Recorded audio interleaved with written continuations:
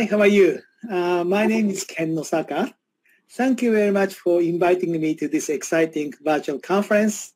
It is my great pleasure and honor to be able to talk about my research in this virtual conference. The topic of my research is science and practice of eccentric training. I'm from Edith Kanwa University in the School of Medical and Health Sciences. I'm going to talk about 45 minutes, followed by questions and answers. So there are three types of muscle contractions or muscle actions. One is isometric, when force is equal to load. So muscle produces force and load. This is equal for the isometric contraction. For sitting, maybe when you are holding your body in the middle, your force is equal to body mass or body weight. This is isometric. When force is greater than load, in this case, when your body mass is smaller than force, then you can overcome your body weight and then you can stand up. This is concentric contraction. Eccentric is opposite. Force is smaller than load. So for example, when you are sitting down to a chair slowly, your force production is lower than body mass. Then front thigh muscle will lengthen. This is eccentric. So in this particular talk, eccentric exercise is defined as exercise mainly consisting of eccentric muscle contraction or eccentric muscle action. So there are many types of or many kinds of eccentric exercises. When we are going down slope, this is a typical eccentric exercise for the knee extensors. This is downhill running.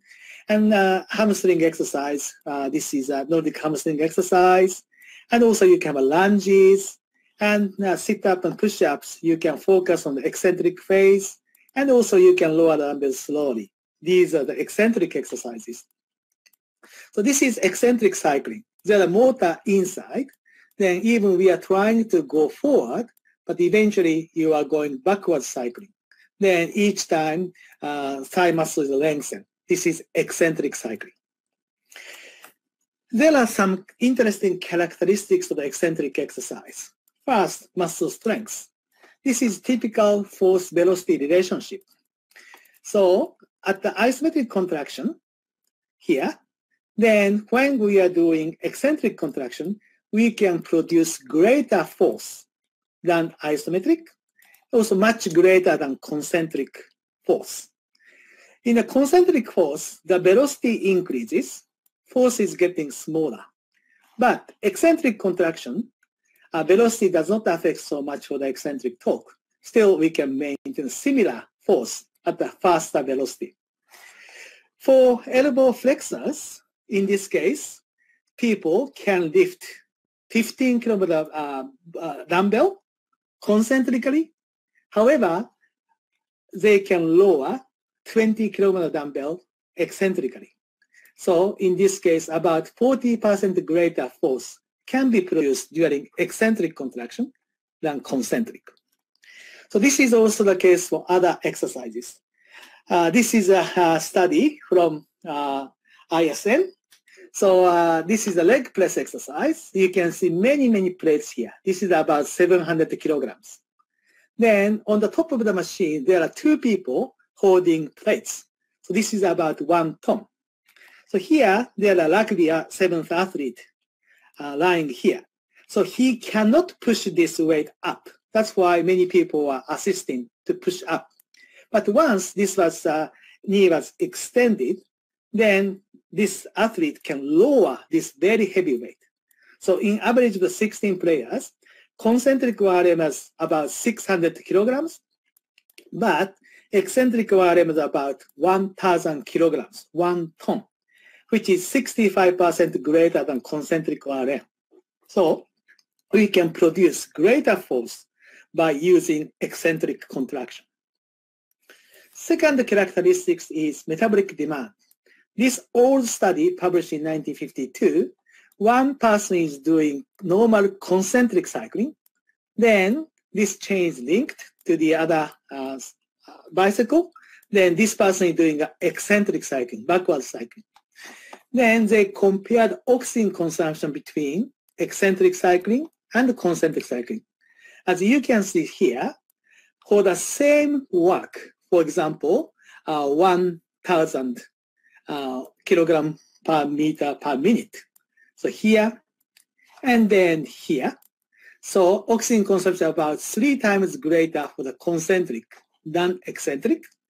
And also for the same oxygen consumption about here, so 1 liter, eccentric cycling can do much more work than concentric cycling. So we replicate this study by using a little bit modern cycling machines. This is eccentric cycling machine. This is concentric. For the same work for the eccentric and concentric cycling, people required 50% less oxygen during eccentric cycling than concentric cycling. And also heart rate was 20% lower during eccentric cycling than concentric cycling.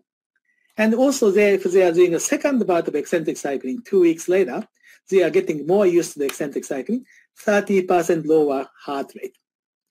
So, but please note that these eccentric cycling, not maximal eccentric contractions. Each contraction, they are producing about 30% of their MDC. So this is some maximal eccentric contraction exercise, but metabolic demand is much lower during eccentric than concentric. This was due to lower muscle activity during eccentric than concentric cycling. So this is the vasa lateralis EMG during concentric and eccentric for the same phase of the cycling. Much lower activity for vastus lateralis, same thing for vastus medialis and the rectus femoris. For the biceps femoris also greater activity for concentric than eccentric. So this is one of the reasons why we need less energy or less oxygen during eccentric cycling than concentric. Other interesting aspects is cognitive demand. In this particular study, participants did concentric cycling once and then eccentric cycling twice, 2 weeks between the bouts. So in all of these exercises, their target work output was 228 watt or something like that. So heart rate is much lower during eccentric cycling than concentric. Then we asked them to cycle at the target torque level. But in the eccentric cycling, the target was not achieved very well, so lot of error occurred during eccentric cycling. So compared to concentric cycling, 10% of error from the target. Eccentric cycling, about 30% error for the first bout, then a little bit less, but still 20% error during the second bout. Then we measured reaction time during cycling. So in this particular study, they have to respond to the number 1 to 9. When they see, for example, number 5, they have to press the button during the cycling. Then, without any cycling, reaction time is about 550 milliseconds. But during concentric cycling, 600 milliseconds. Eccentric cycling delayed much more than 700 milliseconds for first and second bout of eccentric cycling. And also, reaction error occurred more during eccentric cycling. So about 20% error in comparison to 10% error for concentric. So this means that the cognitive demand is greater during eccentric than concentric, which means that the eccentric cycling is more difficult than concentric cycling. Other interesting aspect of eccentric exercise is muscle damage. In this particular study, we compared between the eccentric cycling and concentric cycling for strength loss after exercise. As you can see here, after eccentric cycling, strength decreased more, then recover very slowly. It takes 3 days to recover. But after concentric cycling, strength loss was smaller immediately after exercise, back to normal by 1 day. Actually, by 1 hour after exercise, already back to normal. However, when the same participants doing the same eccentric cycling in the 2 weeks later, much faster recovered strength. So very similar to concentric cycling. This is muscle soreness. Muscle soreness did not develop immediately after exercise, but 1 day after exercise. After first bout of eccentric cycling, soreness developed a lot, getting very sore. and peaked around 2 days post-exercise. But after concentric cycling, there are no soreness developed. And interestingly, after second bout of the eccentric cycling, no soreness developed. Thus, prolonged loss of muscle strength like this, or this is called delayed onset muscle soreness because soreness occurred 1 day, not immediately after exercise. Delayed onset muscle soreness are peculiar to unaccustomed eccentric exercise, which are considered to be the symptoms of muscle damage. But these symptoms are attenuated or reduced when the same exercise is repeated, which is called the repeat bout effect. So these are the indicator of muscle damage, as explained to you already, delayed onset muscle soreness and loss of muscle function. Also, we often see muscle become stiff after eccentric exercise, and also muscle is swollen after eccentric exercise. This arm is swelling, and then this is no exercise arm, no swelling. So typical signs of inflammation include pain, redness, immobility, swelling, and heat. But after eccentric exercise, we see pain, which is muscle soreness, and also loss of muscle function, which is immobility, and also swelling. So maybe we can see redness of muscle if we open the skin, or we sometimes feel heat from the muscle. So many of the signs of inflammation occurring after eccentric exercise. Also, we can assess muscle damage by measuring blood markers such as creatine kinase or myoglobin. Also, we can image damage by using ultrasound or MRI. In the ultrasound, we can see increase in echo intensity. In MRI, we can increase echo intensity, which is the accumulation of the water in the muscle. But direct marker of muscle damage is histological changes, such as ultrastructure level, typically characterized by Z-line streaming, and also in the muscle fiber level, we sometimes see infiltration of the mononuclear cell, which are inflammatory cells in the muscle. So they are occurring in the muscle. Also, surrounding the muscle fibers, there are a lot of inflammatory cells, so which means that maybe endometrium, connective tissue also damaged by eccentric exercise, but not great extent. Kind of very limited muscle fibers are damaged. So in this particular study from Denmark, they compared between 210 maximum voluntary contraction versus voluntary plus electrically stimulated eccentric contraction of the knee extensors.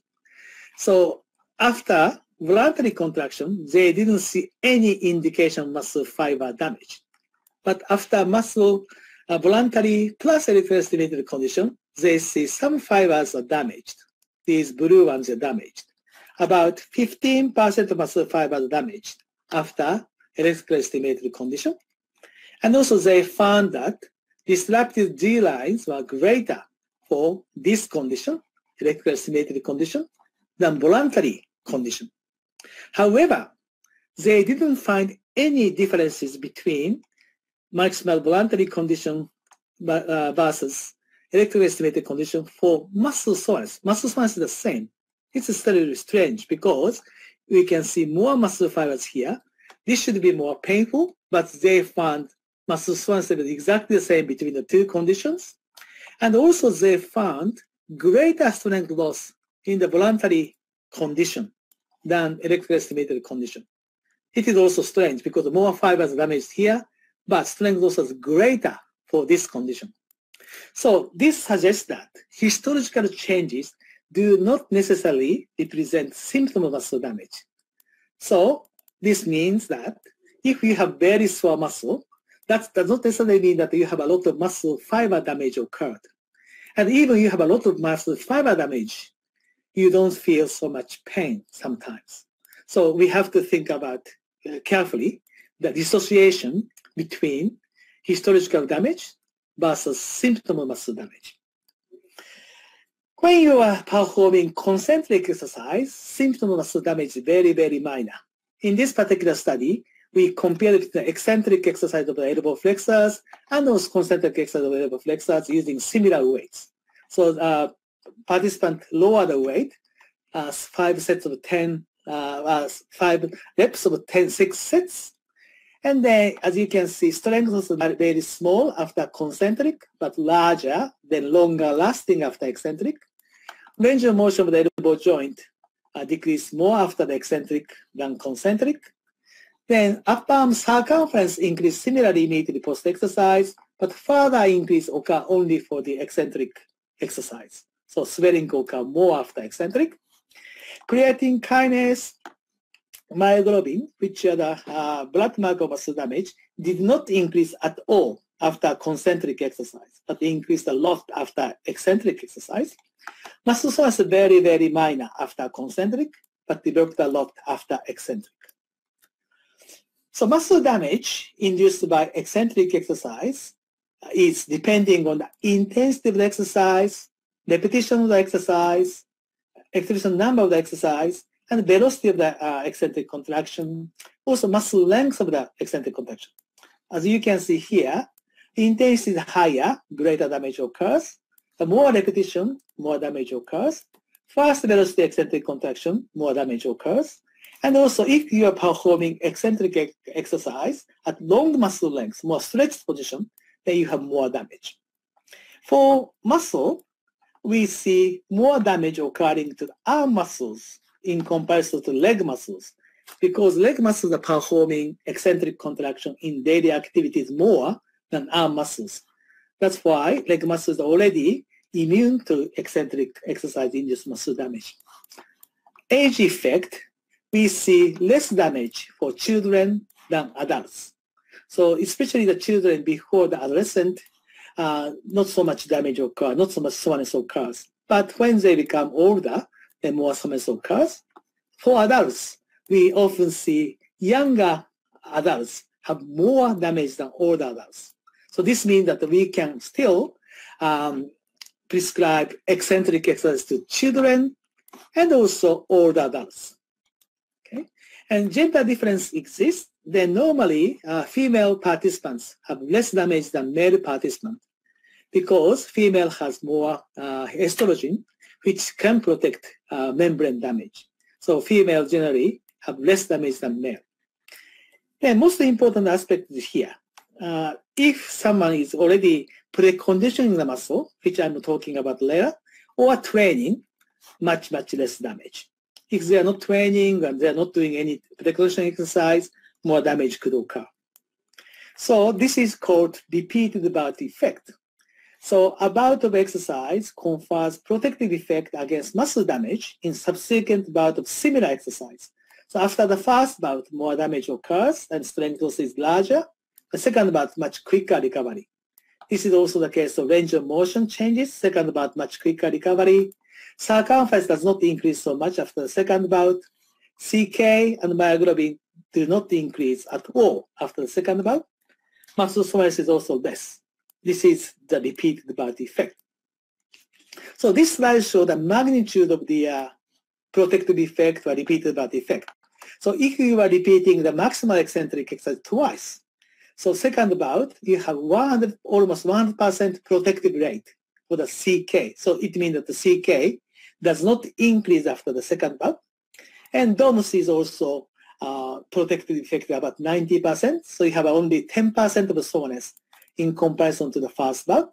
The strength also occurs even after the second bout, but recovery or maybe overall strength loss is protected about 40%. Then, if you are performing some maximal eccentric exercise for the first bout, such as 10% eccentric, 20% eccentric, 40, 60, or 80 in the maximal voluntary contraction strength, then you are performing maximal eccentric in the second bout, you can still get some protective effect. Then, higher the intensity the first bout, greater the protective effect. However, even you are doing very low intensity eccentric exercise for the first bout, in this case 20%, you can get 60% reduction in CK increase, or 50% reduction in the soreness, or maybe 20% reduction in the strength decrease. So still very effective to do lower intensity eccentric exercise to protect damage after higher intensity eccentric exercise. And interestingly, if you are doing isometric contractions at long muscle lengths, we can see some protective effect. So in this case, elbow joint was 20 degrees from the extended position, which is the muscle is more lengthened. Then you can have a lot of protective effect. But you are doing the isometric contraction at 90 degrees, which shorter muscle lengths, no protective effect. So it is not difficult to minimize or reduce muscle damage by doing these submaximal eccentric contraction first, then gradually increase the intensity to the maximum. Or we can protect muscle damage by doing some isometric contractions at long muscle lengths before eccentric exercise.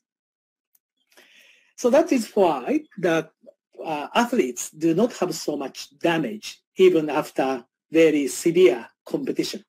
So in this particular study, Brazilian national field basket players have the last game of the season, which is championship. And fortunately, the team we followed won the championship. So as you know that basketball playing time is very short. So in this case, average playing time is about 18 minutes in the whole game. Then CK, myoglobin did not increase so much. And also soreness occurred, but only 20 out of 100 scale. So very minor soreness occurred. And leg press and bench press did not change at all from before the match to the one day after the match.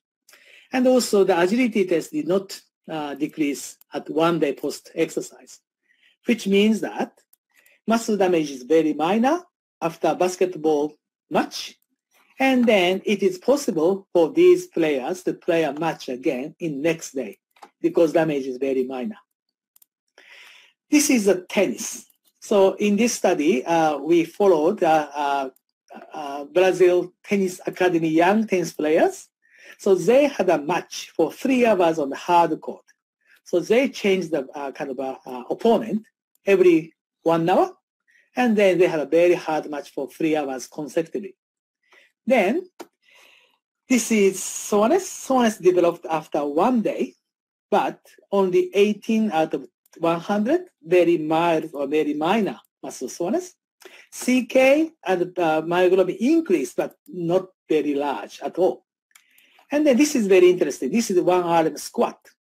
1RM squat decreased about 35% immediately after the match. And then still 10% reduction at 24 hours after the match. So it means that they are not recovered yet. And squat jump and counter movement also decreased immediately after the match. And still some decrease is remaining at 1 day after the match. So this means that we need some kind of recovery strategy if they have to play the match again the next day.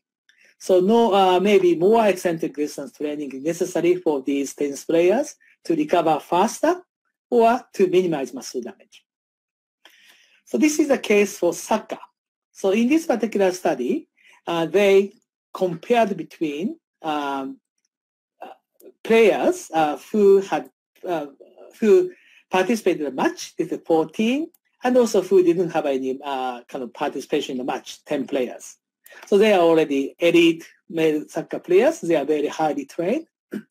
But no change in the vertical jump, squat, 20-meter sprint, and also soreness for the non-game groups. So control group did not show any indication of muscle damage, but players who participated in the match showed decrease in vertical jump, decrease in squat, and also increase in 20-meter sprint time, which is getting slower, and also increase in soreness. Then at least it takes about 3 days to recover. So it means that after the soccer match, maybe recovery time is necessary at least for 3 days. So still, if they have a match in the next day or 2 days later, we need a very good recovery strategy. In that case, more eccentric resistance training could work to minimize muscle damage after soccer match. So that's why it is very important to do eccentric training for these athletes. In the team sports, a lot of change of direction or jumping down or preventing a falling. So these are eccentric contractions. So the more eccentric contractions they perform in a match, the more fatigue occurs, and eventually strength and power decreases. And toward the end of a match, endurance also influenced by eccentric contraction. So we have a nice study showing that the more eccentric contractions perform in a match, the more fatigue occurs toward the end of the match. Then they cannot perform very well for the last 10 minutes or 15 minutes. Then performance is getting lower. Then they cannot win the match. So also that they may suffering from muscle damage the next days. Then they have another match in the next day. They cannot perform well in the next day. So we did eccentric training to improve muscle adaptation. Then eventually we can improve the strength, power, but also endurance, then overall performance. So this has been proven in many studies. So eccentric training effect on athletic performance. This review article stated that eccentric training can improve muscle mechanical function to a greater extent than other modalities such as concentric training. Eccentric training may be especially beneficial in enhancing strength, power, and speed performance. Other review article stated that strength training with accentuated eccentric muscle actions showed small to large-sized effects on changeable direction, speed, performance in athletes. So these show that eccentric training is very important for athletes in the team sports. So this is a study from ISN. So this is Rugby Sevens Malaysian team. So they did leg press eccentric training for 6 weeks, some maximally. Then they have a Ramadan break. They didn't do any eccentric training for this period. They did again 3 weeks of eccentric training, maximally. So in the first 6 weeks, they gradually increase the intensity from 75% to 100%, one concentric maximum. So still this is compared to the eccentric maximum, this is some maximum. Then after the Ramadan break, they did higher intensity eccentric training, starting from 110% to 100 concentric max, and then 130% for the week 3, which is kind of close to eccentric max, but still a little bit some maximum. Okay, so then they found that eccentric strength increased 26.7% from time 1 to time 2, large jump. And then concentric strength also increased about 15%. Interestingly, when they didn't have any resistance training for 6 weeks, not so much decrease in strength occurs, only 6% decrease in eccentric strength, also 10% decrease in concentric strength. Then they did higher intensity eccentric training for 3 weeks, large increase again, 22% increase in eccentric strength, also 16% increase in concentric strength. Overall, we have 45% increase in strength from time 1 to time 4, about 20% increase in strength on concentric strength in time 1 to time 4. So these are trained athletes. So this is a huge increase in a relatively short period of time. Also, they found that speed and agility increased. Also, injury was decreased. So this is good. So because of this, I don't know whether how much contribution eccentric training, but they won the 2017 Southeastern Age Game. So it is good. So I assume that eccentric training contribute to this win. So it's eccentric training effective for improving cycling performance. As you know, cycling is concentric exercise. So we are doing a lot of concentric contraction for the knee extensors. So this is eccentric cycling machine, Cyclus 2. So considering the specificity of training, it may be that eccentric cycling training may not be good for cycling performance. So this is eccentric cycling. So during eccentric cycling, they can cycle 350 to 500 watts with relatively lower heart rate. And then this is very nice eccentric cycling. Then we found that eccentric cycling training appears to be very effective for improving cycling performance of track and road cyclists. So eccentric cycling, maybe once a week, could be a very good training modality to improve cycling performance. So this is another study for the cyclists. This is normal people, but so they did a more interval type of eccentric cycling. So they did 2 weeks a week, twice a week for 8 weeks for periodized eccentric or concentric cycling training. So one case, they did 2 minutes of cycling, 1 minute of rest, 5 sets, or 2 minutes of cycling and 30 seconds rest for 7 sets. This is harder. Then we found that after eccentric cycling training, we can see larger improvement of the concentric power max, 21%. Concentric cycling increased only 8%. VO2 max was increased more for the concentric cycling training than eccentric, but strength, jump performance, others improve better for the eccentric cycling. So it is very good to include some kind of eccentric training for improving cycling performance. So this is a kayak study. So this is a sprint kayakers, 200-meter kayak athletes. So they did eccentric training or traditional concentric eccentric training for bench press, bench row, or chin-ups, 3 sessions per week for 8 weeks. So the group who did eccentric only training showed improvement of the 200-meter kayak performance. But group which did traditional resistance training did not show any improvement of time.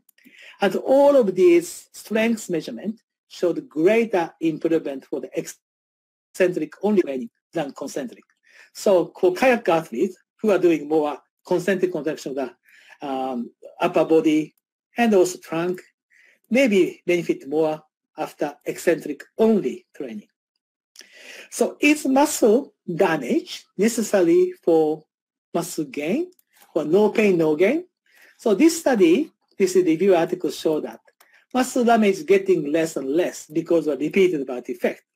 But muscle hypertrophy occurring toward the end of the training session, which means that when they are not having any soreness or muscle damage, they have more hypertrophy. So they conclude that muscle damage is not the process that mediates or potentiates resistance training induced muscle hypertrophy. I think this is true. But there are some studies showing that eccentric contraction is very beneficial to increase the muscle protein synthesis pathway. So in order for the muscles to get larger, to get hypertrophy, we need to switch on these signaling pathways, especially P70S6 kinase. So this study showed that maximal eccentric contractions are more effective than maximal concentric contraction in stimulating protein synthesis, may be mediated through a combination of greater tension induced during eccentric contraction and stretching of the muscle. So definitely eccentric contraction is very beneficial for muscle hypertrophy. So just summarize. So eccentric contraction can induce more hypertrophy than concentric contraction, maybe through these signaling way to increase protein synthesis.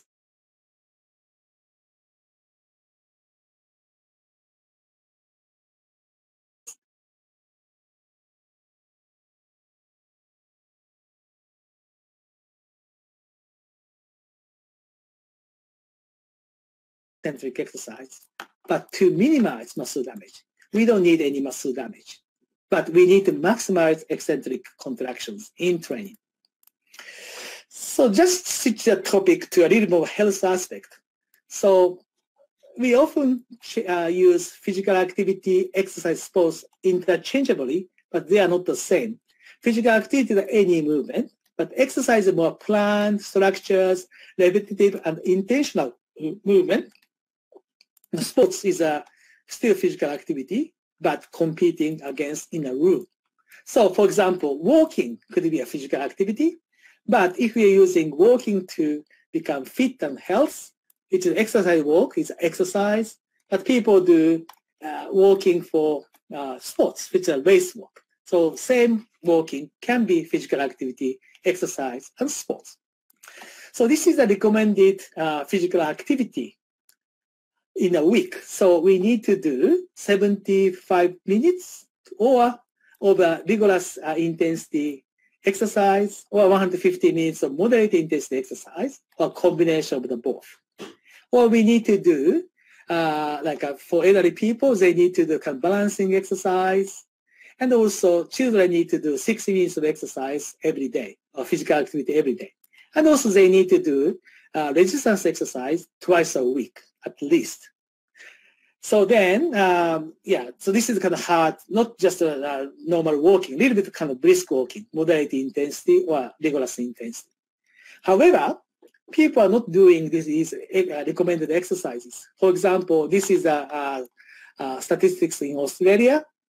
An estimated 70% of adults did not do strength-based activities, and only about 20% people meet the recommendation.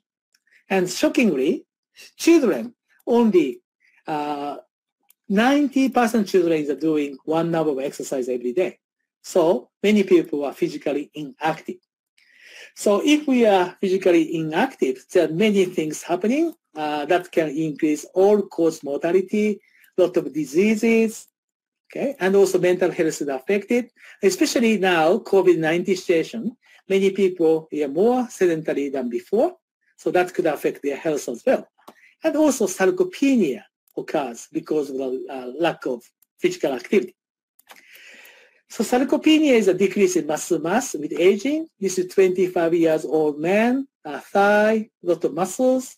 This is 65 years old man, less muscle and more fat. Then decreasing muscle mass leads to decrease in muscle function. That can increase fatigue and increase the risk of falling. Then because of this, people don't do exercise so much or physical activity so much. Then vicious cycle, more decrease in muscle mass occurs because of this. Then that can affect whole body. Energy consumption decreases and become more obese. Bone mineral density decreases. Stimulus to the brain decreases, more risk for the dementia. Metabolic syndrome increases, insulin resistance increases, more risk for the diabetes, and risk of coronary heart disease increases. Everything was starting from sarcopenia, decrease in muscle mass. So we need to think about skeletal muscle dysfunction causes many chronic diseases. So that's why we need to maintain and improve skeletal muscles. So in order to do that, not just walking, but resistance training is necessary. So in the resistance training, we need to consider muscle contraction type. So in this particular study, participants did calf raise exercise for both legs, and one leg did eccentric exercise in 3 seconds. So both legs up, heels up, then one leg just going down. Okay, so nothing happened to the pennation angle or fascial length and tendon stiffness. However, the leg which performed eccentric contraction after concentric showed large increase in strength, about 27% increase in plantar flexion strength, and also the large improvement of the joint range of motion of the ankle, and also large increase in muscle thickness of the calf muscle. So hypertrophy occurred just including eccentric contraction, and also strength is increased more by eccentric contraction. So this means that the eccentric contraction is very important to improve muscle function and also muscle mass. So this study, we focus on knee extensor eccentric exercise versus concentric. We recruited 26 healthy elderly men. Then one group did eccentric only exercise, other group did concentric only exercise. So concentric exercise, no damage is occurring, so they started from a little bit higher intensity than eccentric training group. They trained only once a week for 12 weeks, both legs. And then we didn't see any indication of muscle soreness or muscle damage after either eccentric only or concentric only sessions. So then we found that 1 RM strength or knee extension increased more for the eccentric training group than concentric. Isometric strength and knee extensor also increased more for the eccentric than concentric. chair standability, how many times you can sit down and stand up from a chair in 30 seconds, improve more for the eccentric training than concentric. 8-foot up and go. This is the kind of standing up a chair and walking, coming up to the chair, kind of agility test, improve better for the eccentric than concentric. One leg stance test, which is a balance test, improved better for the eccentric than concentric. Also, we saw decrease in resting glucose, resting insulin, and also indication of the insulin sensitivity improved better after eccentric than concentric. Then triglycerides, total cholesterol, LDL cholesterol decreased more for the eccentric training than concentric. The HDL cholesterol, which is a good cholesterol, increased only after eccentric training. So this means that the eccentric training is very good for improving fitness and health more than concentric training. This is stair walking study. So 30 elderly obese women are recruited.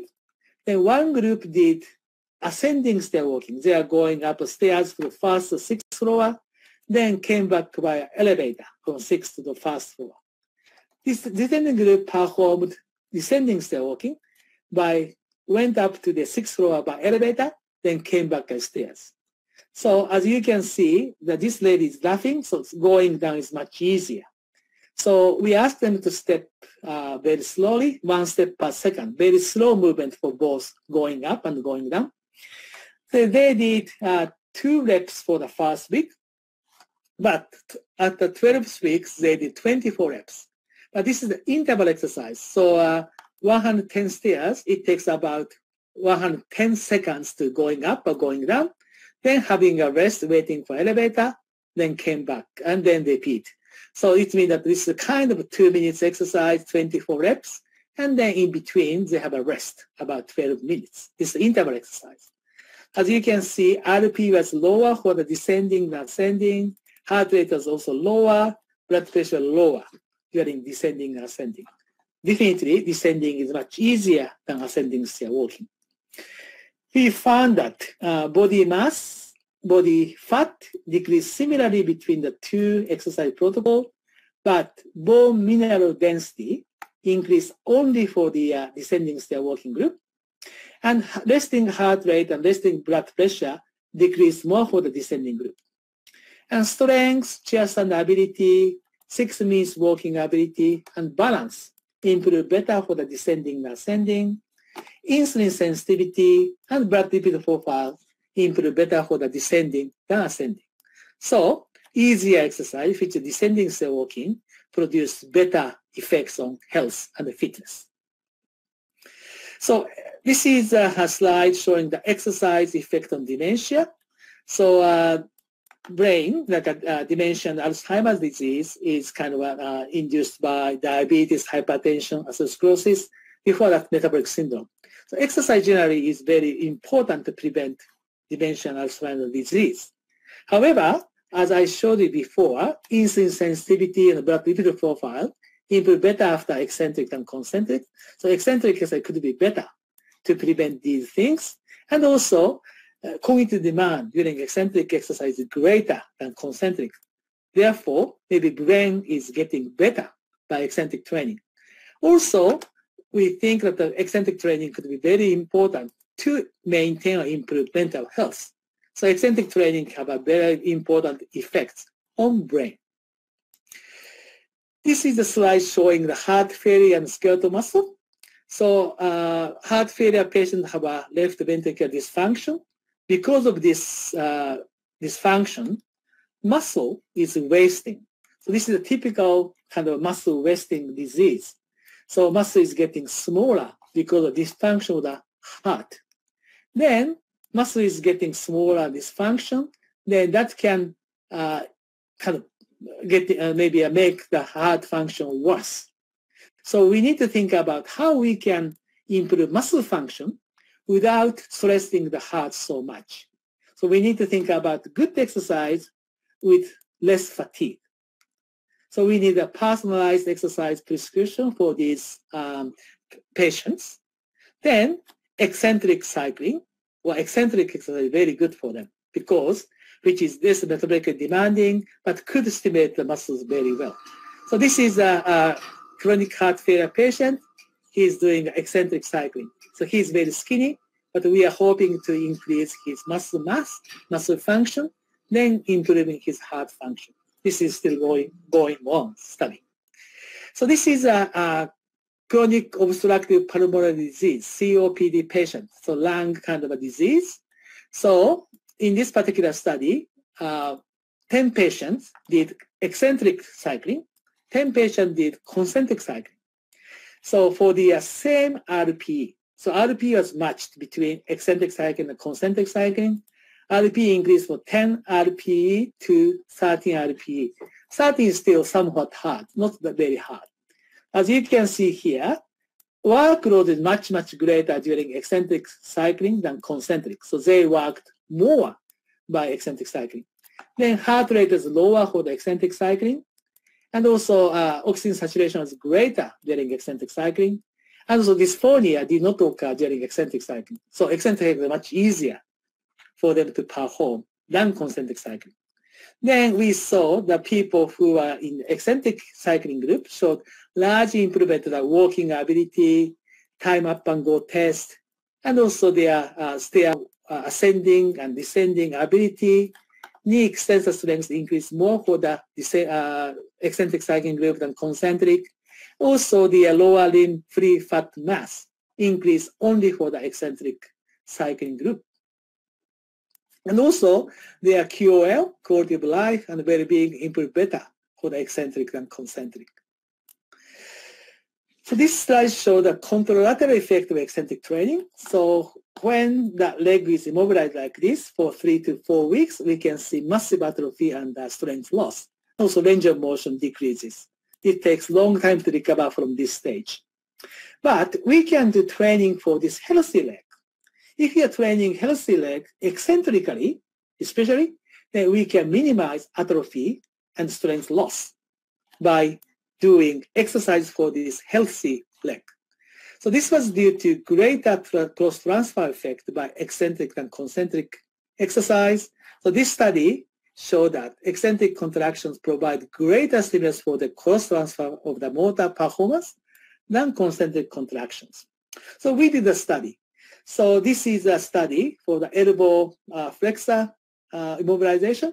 So the arm was, one of the arms was immobilized for at 90 degrees for 8 hours a day, so they can take off the sling when they are sleeping or taking a shower, driving a car. But they did exercise for this arm, non-immobilized arm, 3 times a week. So one group did using dumbbell, concentric, and eccentric contraction. Okay. The other group did eccentric only, lowering the dumbbell. Then we help them to go back to the previous position. Then they repeat the eccentric only contraction. As you can see here, weight is heavier for the eccentric than concentric, but total work was the same. Total volume their weight lifted was the same. Okay. So then, for immobilized arm, we can see 28% decrease in arm circumference and 22% decrease in the strength. Then, for the trained arm showed greater increase in strength for eccentric only than concentric only. Then, hypertrophy occurred more for the eccentric only training than eccentric and concentric training. Interestingly, by doing eccentric, concentric, eccentric training, or eccentric only training, the arm circumference decrease attenuated, only 2% decrease in arm circumference. Then more interestingly, concentric eccentric training group showed no decrease in strength for the immobilized arm. However, eccentric training group showed increase in strength, which means that the no exercised arm, this arm, showed increase in strength. This shows very strong cross-transfer effect by eccentric only training using very heavy weight. So this can be used for rehabilitation of stroke patients. So normal rehabilitation strategy for the stroke patient is constraint-induced movement therapy. We ask them to use more impaired arm in the daily activities, but it may be good for them to do a training for their healthy arm. Then in this case, he's doing a training for his left arm. This arm is impaired, but we saw some improvement of this impaired arm by training this arm eccentrically. So this could be a new standard in the future, we hope. So just summarize, eccentric exercise have negative aspects, which could be delayed onset muscle soreness and prolonged loss of muscle function, but muscle damage can be minimized by using preconditioning exercise and gradually increase the intensity and volume. So muscle damage is not necessary, not no pain, no gain. However, there are many positive aspects of eccentric exercise. It's less metabolic demand. Then eccentric training can increase muscle function, muscle mass, muscle coordination, balance, flexibility, bone mineral density, insulin sensitivity, blood lipid profile, cardiovascular function, brain health. This is great. So we are trying to develop eccentric-only gym. Everything is eccentric, maybe eccentric focused exercise to see the effect on patients to athletes. So we hope that eccentric exercise can be proven to be very effective to improve the health and also the patients or general population, and also performance of athletes. So I like this quote that Nobel Prize winner of the literature in 1950, Bertrand Russell said, "Do not fear to be eccentric in opinion, for every opinion now accepted was once eccentric." So I like to say, becoming eccentric, do not fear to perform eccentric exercises, which are the best exercise medicine and training intervention or rehabilitation for all.